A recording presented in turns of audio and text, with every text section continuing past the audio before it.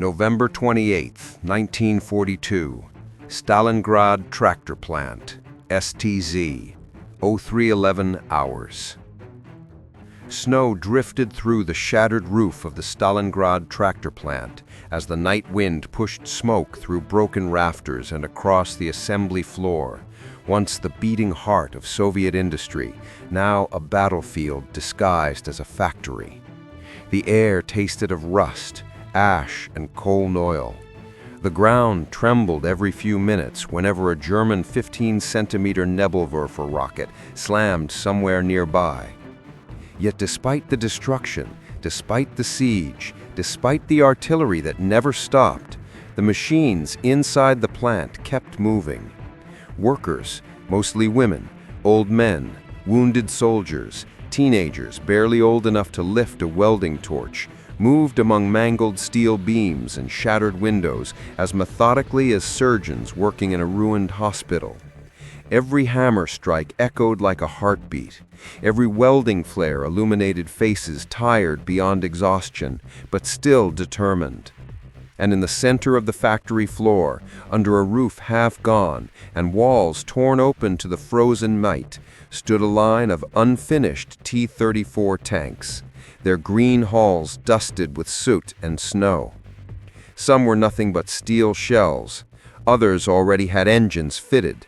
A few had turrets waiting to be lowered into place by cranes whose cables shook each time distant artillery thudded. They called this place a factory.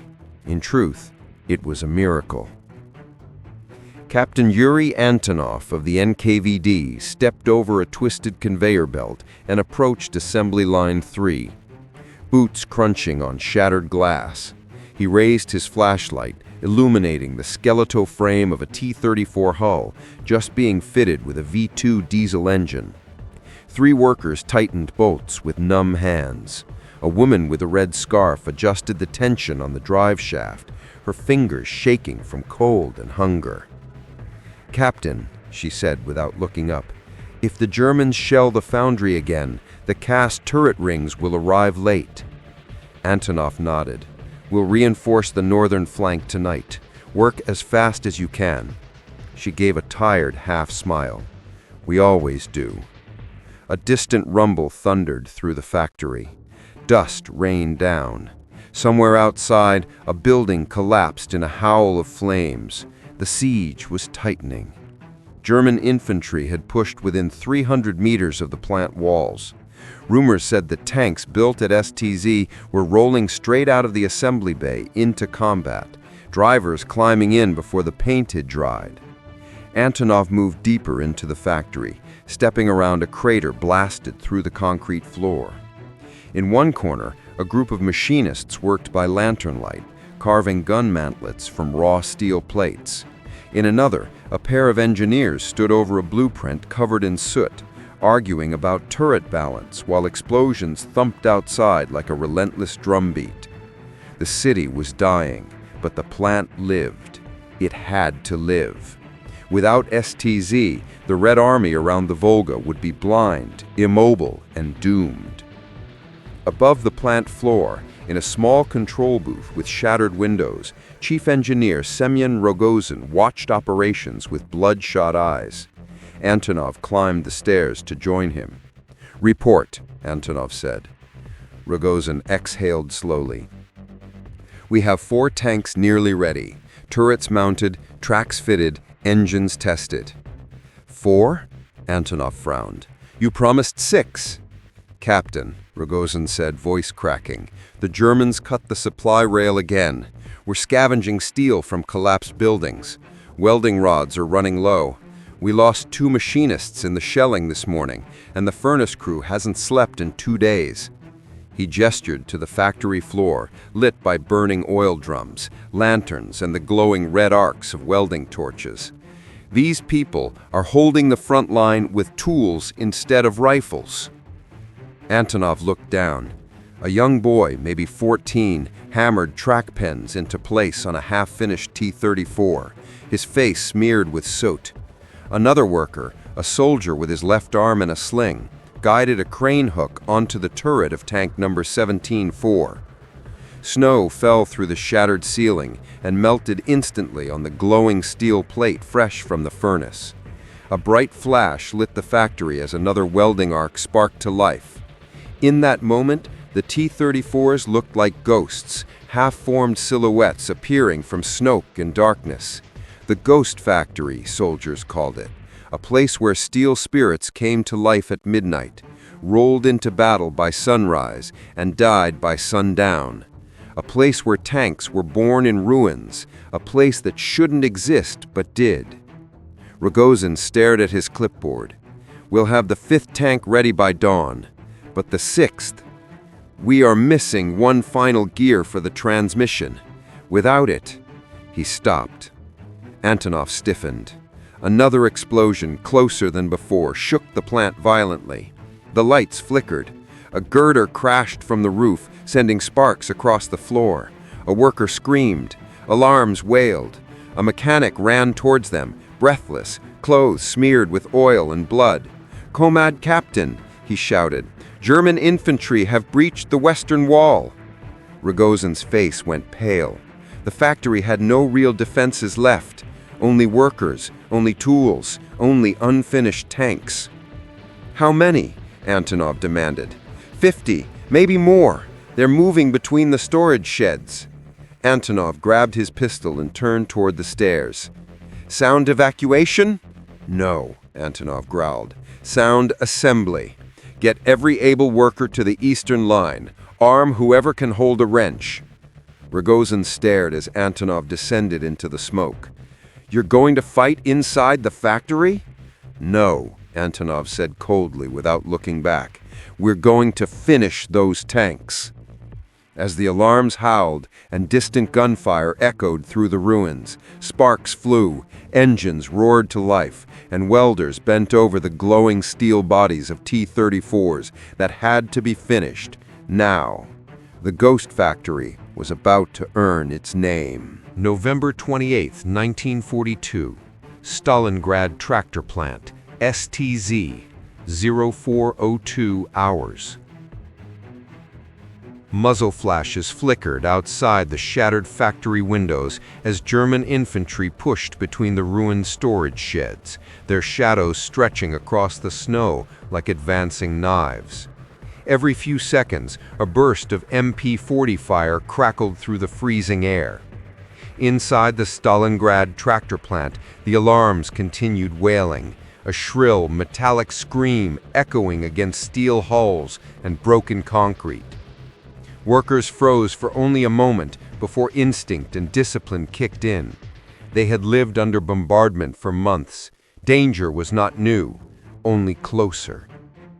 "Positions!" Captain Yuri Antonov shouted as he sprinted across the assembly floor, slipping on oil and shattered glass. "Protect the eastern line! Keep those tanks moving!" Sparks rained from overhead as welders kept working, refusing to abandon their stations. One woman adjusted her mask and yelled over the chaos, "We're not stopping! Not now!" A wounded soldier beside her nodded, tightening bolts with one working arm, as if the invading Germans were nothing more than noise. The Ghost Factory's heartbeat didn't stop.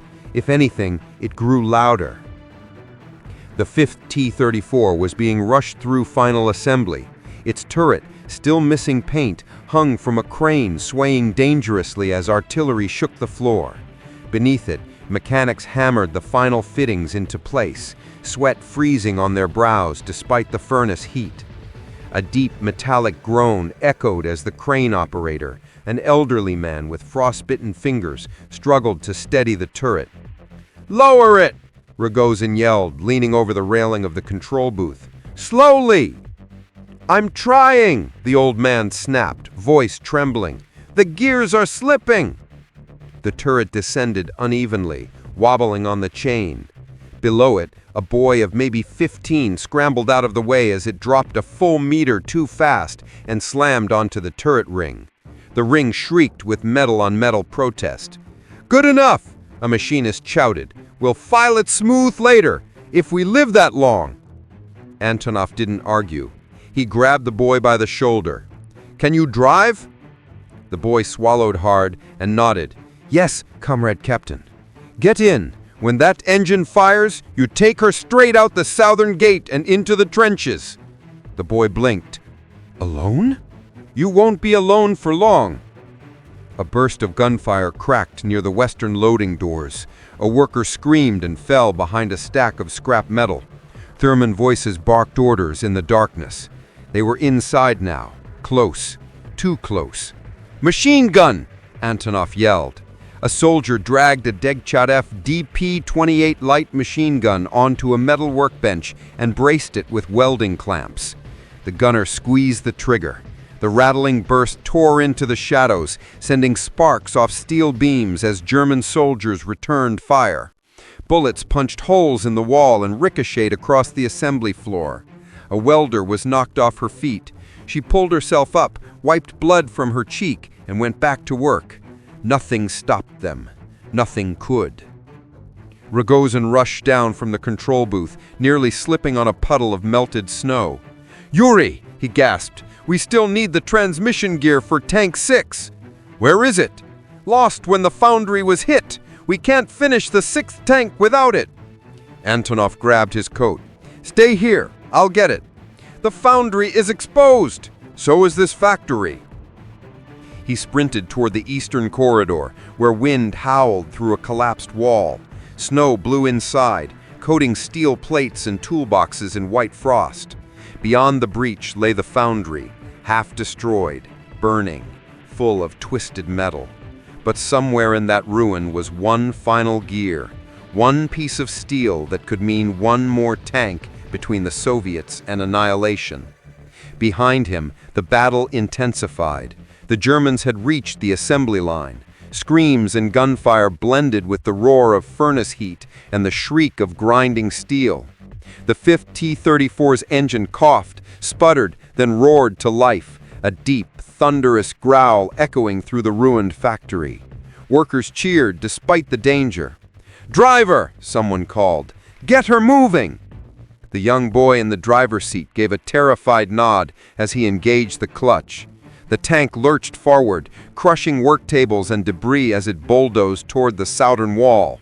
German soldiers fired at it in panic, bullets pinging off the armor.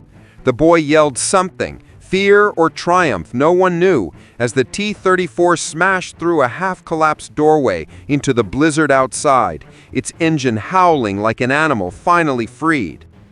Rogozin wiped his eyes with a soot-covered sleeve. "That's 5. He prayed the 6th would follow. Outside the breach, Antonov reached the foundry. Snow mixed with ash drifted around him. Flames flickered inside the ruined building, lighting the twisted shadows of collapsed beams.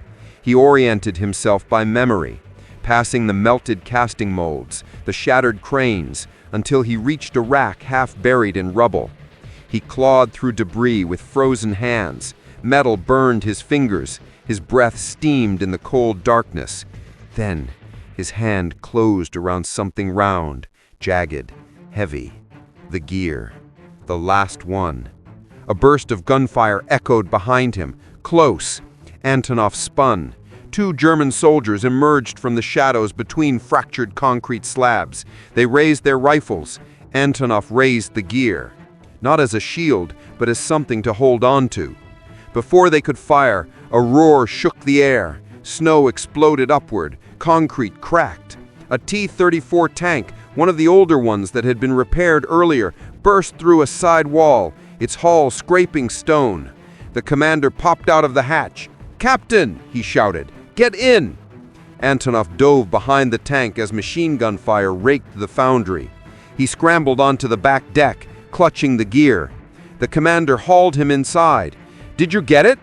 "I got it," Antonov said, breathless. "Then let's finish the 6th. As the tank reversed through the broken wall and back toward the firelit ghost factory, Antonov stared at the gear in his hands. One piece of steel, one tank, one more chance. The Germans were pouring into the factory now. The workers were fighting with rifles, pistols, tools, anything they had. And somewhere inside that burning labyrinth, the 6th T-34 waited like a silent promise. The night was far from over. The siege was tightening. The factory was dying. But the tanks were almost alive. November 28, 1942. Stalingrad Tractor Plant, STZ, 0521 hours. The ghost factory shook like a living creature as the battle closed around it. Gunfire hammering the walls, grenades bursting in the machine pits, the screams of wounded workers echoing across the assembly hall, where unfinished T-34s loomed in the smoke like steel giants waiting to wake. Snow and ash drifted downward through the collapsed ceiling as Captain Yuri Antonov clutched the final transmission gear to his chest and sprinted across the assembly floor, weaving between welding sparks and fallen girders. A German machine gun team had taken cover behind a stack of steel sheets and was firing into the factory, bullets sparking off tank hulls and ricocheting off the concrete floor. Workers dove behind tool carts. A mechanic fell beside Antonov, blood staining the snow-dusted floor. "Cover them!" Antonov roared. A Soviet soldier braced a DP-28 on the charred remains of a conveyor belt and unleashed a long burst. The German team scattered. One fell. The others vanished behind the collapsed western wall. Antonov didn't stop. He pushed through the smoke to Assembly Line 4, where Rogozin and a group of exhausted machinists were clearing debris from around the half-finished 6th T-34. Its turret was still absent. The engine compartment lay open like a rib cage. The tracks weren't aligned, but the hull was intact, and the engine, if they could get it mounted, would run. "You found it," Rogozin breathed, eyes widening as Antonov held up the gear. "We finish this tank," Antonov said, handing it over, "or the Germans take the plant, no middle ground." Workers rushed forward. The gear was fitted into the transmission housing with trembling hands. Two welders, both young women with soot-blackened faces, sealed the final plates even as the factory walls shook from another explosion outside. A teenage electrician scrambled across the hall, connecting ignition cables with fingers numb from cold. Someone tossed Antonov a pistol magazine. Someone else threw sand onto a spreading fire. The ghost factory, battered and bleeding, refused to die. "More Germans coming in from the northern shed!" a voice shouted from above. A worker in the gantry pointed through the broken window toward a dozen gray uniforms advancing through the snow, rifles raised. A machine gun on the balcony rattled. German fire answered. Sparks rained from the metal rails as bullets tore through the platform. The gunner screamed and fell. The Germans pressed forward, shouting commands as they closed the distance. "Rogozin," Antonov barked. "How long?" "We need 2 minutes." "You have 1." The 6th tank's engine was lowered into place by a winching crane jerry-rigged with chains stolen from the boiler room. The crane shuddered. The cable creaked. For a moment, the heavy diesel engine swung wildly above the hull. Everyone froze. One snap, one break, one mistake, and they were finished. But the old crane operator, his hands shaking violently, steadied the line. "Down!" he shouted. "Down now!" The engine dropped into place with a metallic crash. Machinists lunged forward, bolting it down. An explosion ripped through the western loading bay as German grenades detonated. Flames surged across crates of spare parts. Shadows of approaching soldiers flickered through the firelight. Rogozin wiped frost and sweat from his eyes. "Ignition!" he yelled. The teenage electrician turned the crank. The engine coughed. Once, twice, then sputtered into a deep rattling growl that echoed across the factory floor like the roar of a waking animal. Workers cheered despite the gunfire closing in. The 6th T-34 was alive. "Driver!" Antonov shouted. A young soldier with a bandaged head climbed into the seat, trembling but determined. "Start moving, straight through the eastern wall." The tank lurched forward. Its tracks crushed machine parts, splintered crates, and carved deep grooves through the floor. German soldiers entering from the western bay froze in shock at the sight of a tank rolling toward them from inside a burning factory. One fired a Panzerfaust. The rocket streaked across the hall and exploded against a pillar, showering molten concrete and steel shards. The T-34 kept moving unfazed, its armor shrugging off the debris. "Infantry, with me!" Antonov fired his pistol as he followed the tank, using its hull as cover. Workers armed with captured rifles and crowbars flanked him. The 6th T-34 crashed through the thin eastern wall with a deafening roar, bursting into the open snowfield outside the plant. German troops who had been preparing to flank the factory scattered in panic as the tank emerged from the smoke like a ghost of steel and fire. Its 76mm gun barked once, obliterating a German machine gun nest. Back inside, Rogozin stared at the breach. "The others!" he yelled.